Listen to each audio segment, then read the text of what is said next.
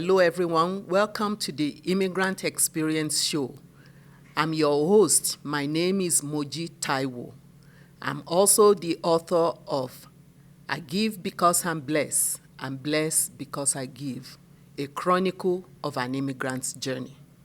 Today on the show we have with us Nyabouy Gatbel.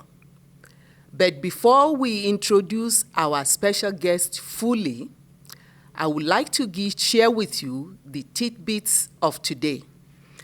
According to the United Nations World Population Prospect, Canada is currently at approximately 38 million people in population, which is only an increase of 0.68% over last year.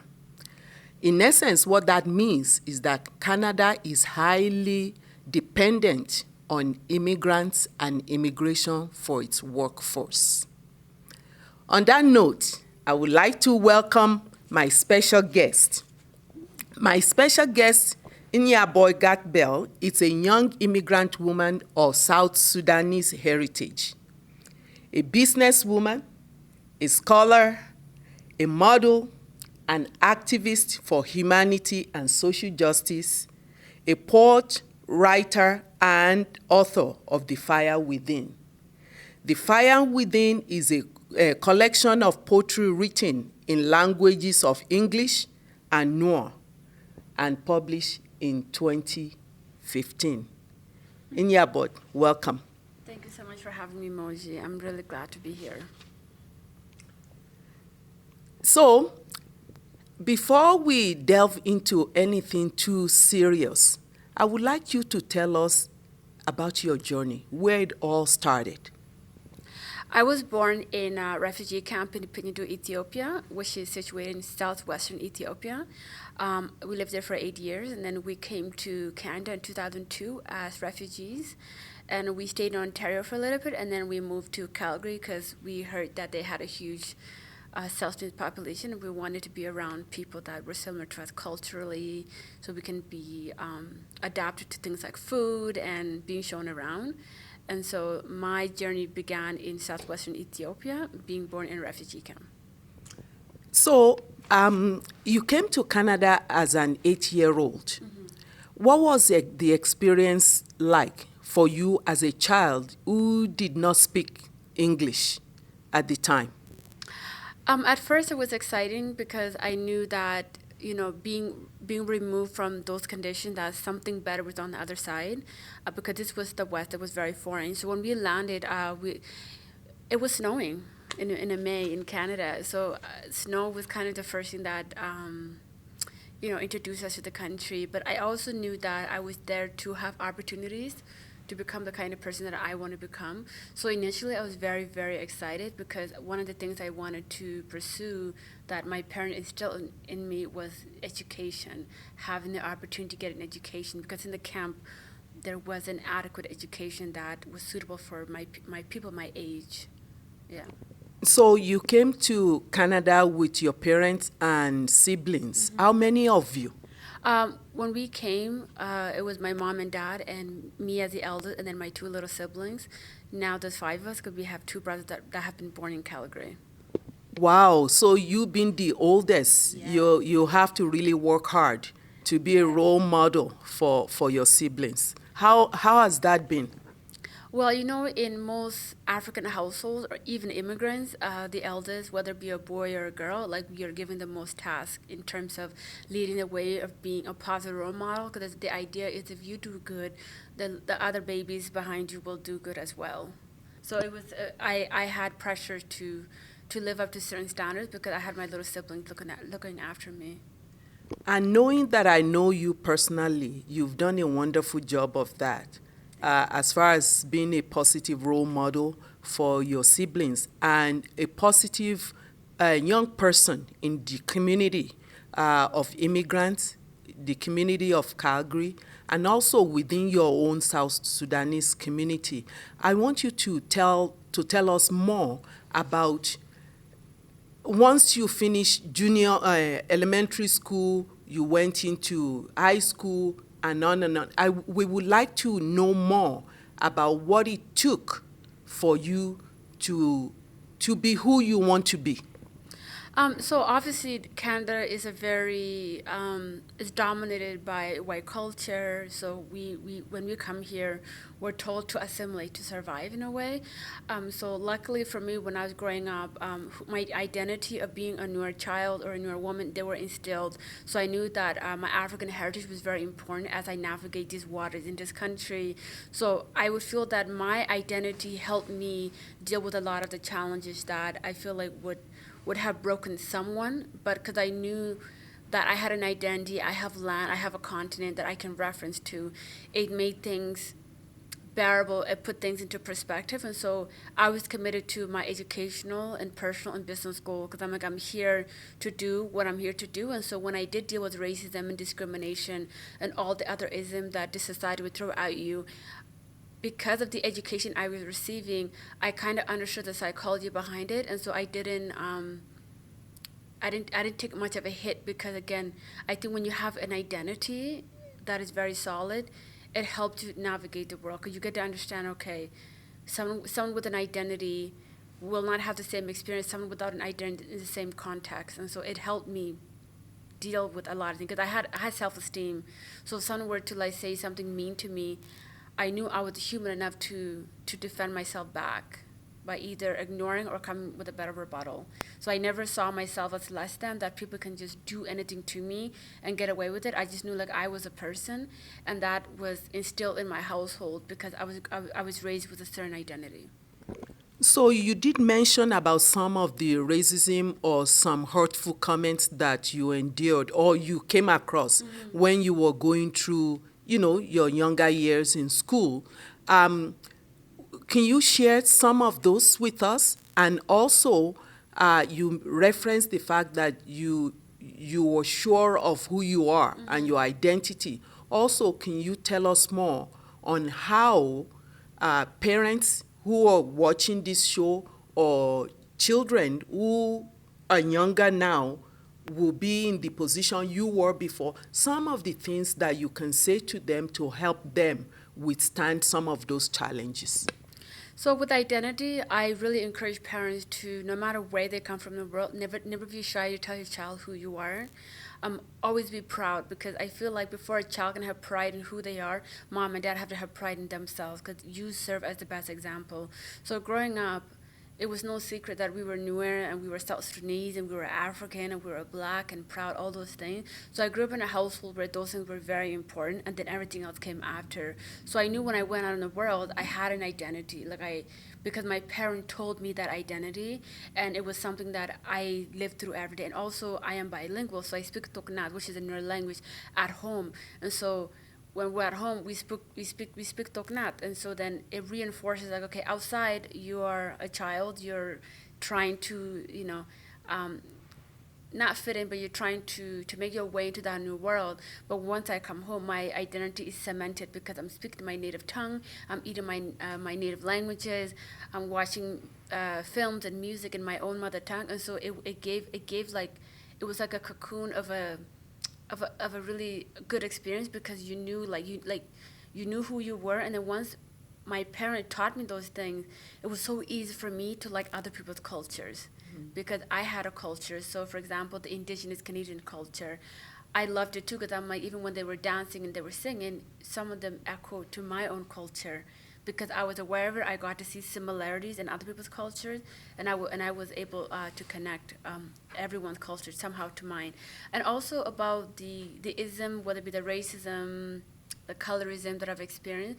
I think what I learned early on is that being tall and being dark skinned, I think it's not something that's normal to the Canadian experience really, because South Sudanese people were we're very tall, and a lot of us are darker skin, and so in the continent of Africa, we're like the norm in our own habitat, if that makes sense. Yes. But when we come to Canada, I'm like taller than the average man.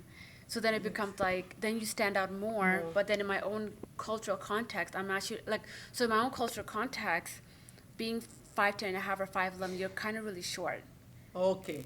But in the Canadian context, Yes. you're really, really Really tall, tall. right? Uh-huh. Do you see the Yes, contrast? yes. So a lot of it has to do with we were taller and we had darker skin, and so for the average person that was not used to that, it was used as something that was being used against us because when something is different, people tend to have certain ideas about you. So we're kind of like the other. But after a while, I feel like we're not the norm 100% per se, but I feel like we're not that different Yeah, anymore. yeah. Because right now, if you look at the basketball scene, the modeling scene, even film, we're everywhere. So our stature is it's like, oh, that's a South Sudanese or a Senegalese because we have the same phenotype. So I think we're becoming somehow, people are familiar with us now Okay. than before. So what you're saying is the self-identity, it has to be really established at home and ingrained and instilled in the children at home. So people new immigrants who are moving to Canada or to any other part of the world, they should not lose their languages. They should continue to speak the languages to the children at home because that's who they are. That's part of their identity, right? And you're also saying to the children that if you know who you are, then whatever you face at school or on the street or anywhere is water off your back. Yeah. Because it's like when you have an identity, it's like it gives you self-esteem. You know who you are and you know how to see other people for who they are.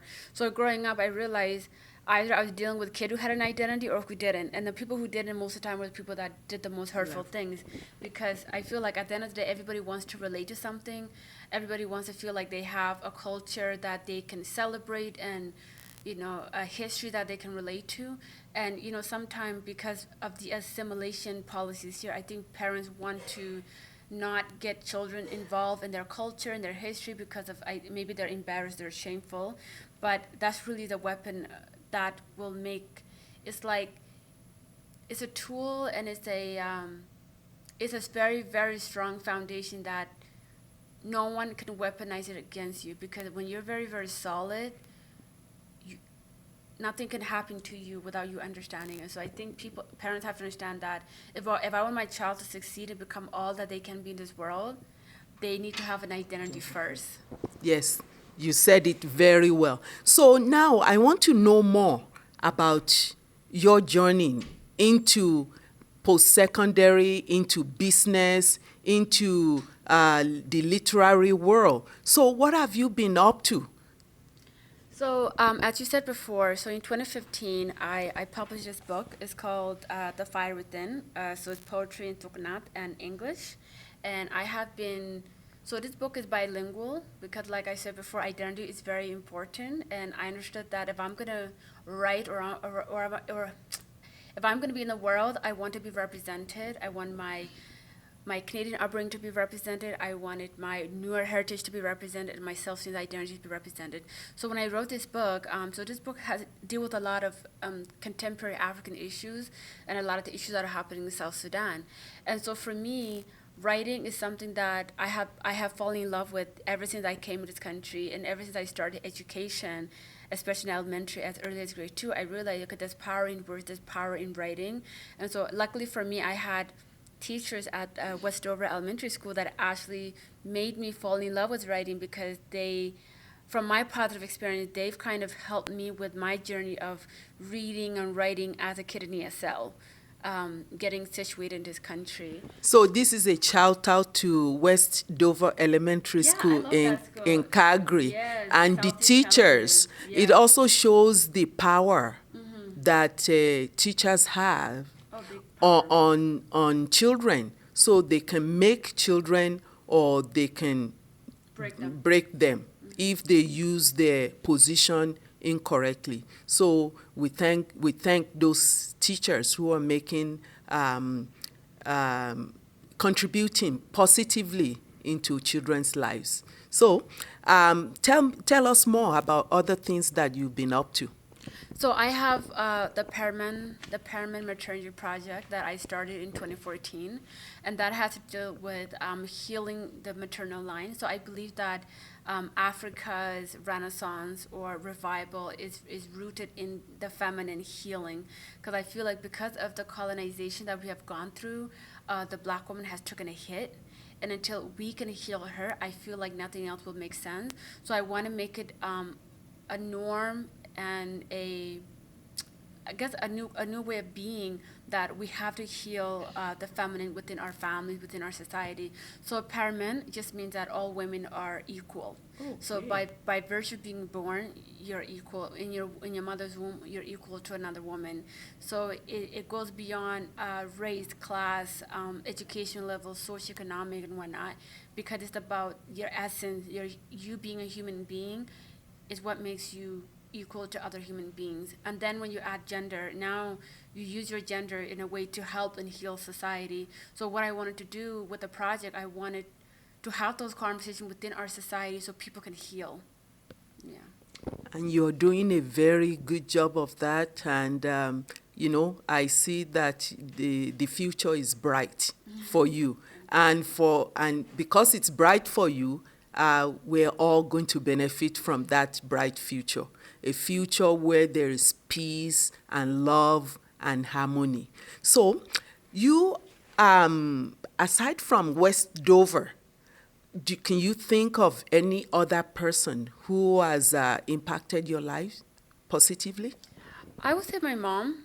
I think, when it comes to culture, she's taught me a lot about our identity, our language, cooking and cleaning in our own culture context. And so I think that was really, really good for me, because we're very, very close. And so I have a very healthy, happy mother. And so how I see mothers is a really positive way, because I had a really good mom. And so a lot of the things that I've learned, whether it be character or how I move, is her.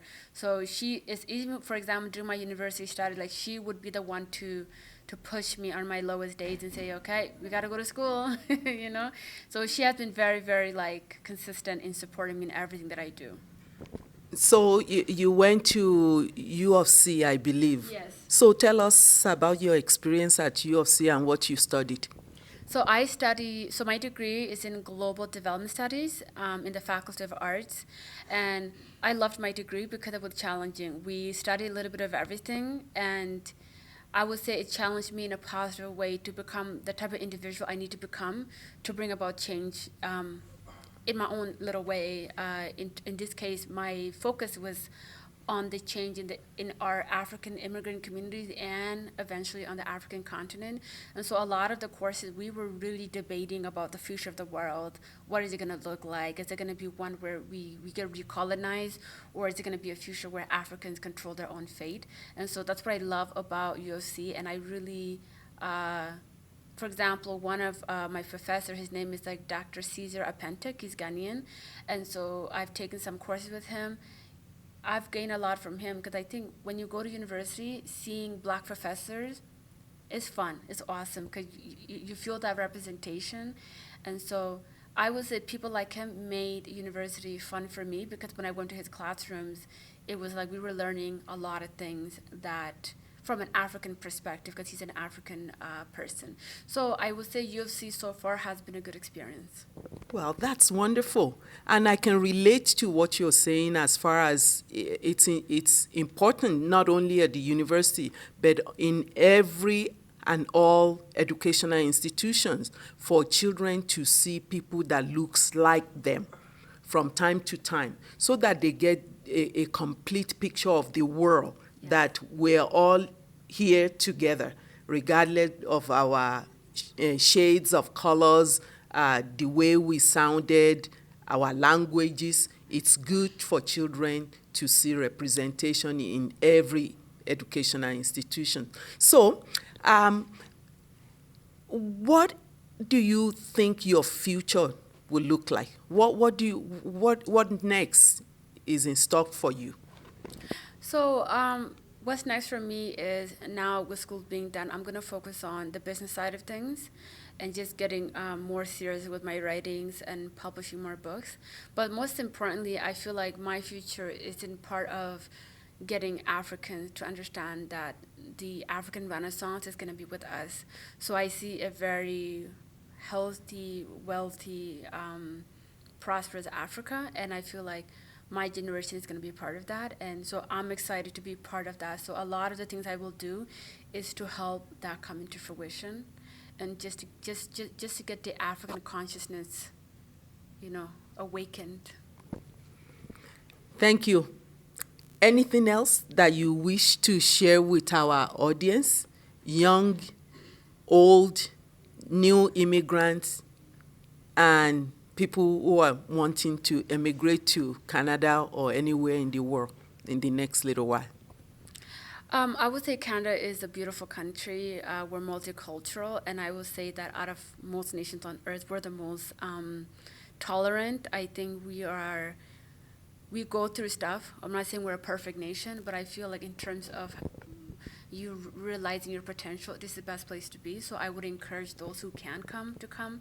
And also, I would like to end by saying that no matter what you look like, no matter your size, no matter your height, age, your ethnicity, and whatnot, I believe it's not an accident. That's actually your golden ticket. Now, it's up to you how you use it. So you can either be disabled by it, or you can be motivated by it. So, and I feel that your natural state is not an accident. That's actually, you're the answer to your own prayers. Wonderful. I like that. Our guests have said it all. Nyabouy, thank you so very much for being here. As usual, whenever I come in contact with you, I always learn something. So, Nyabouy said, we are our own prayers. So whatever we want, we are created uniquely. So we're a blessing. There's a reason why I am who I am. She is who she is. And on that note, I hope you guys, you've been empowered, young, old, and in between, by this session. My name is Moji Taiwo, your host of the Immigrant Experience Show and the author of I Give Because I'm Blessed Because I Give, a chronicle of an immigrant's journey. And you can pick it up from Amazon in hard copy, ebook, and audio. Where can we get your book? It's on Amazon. The Fire Within is also on Amazon. So, get your copy. Thank you.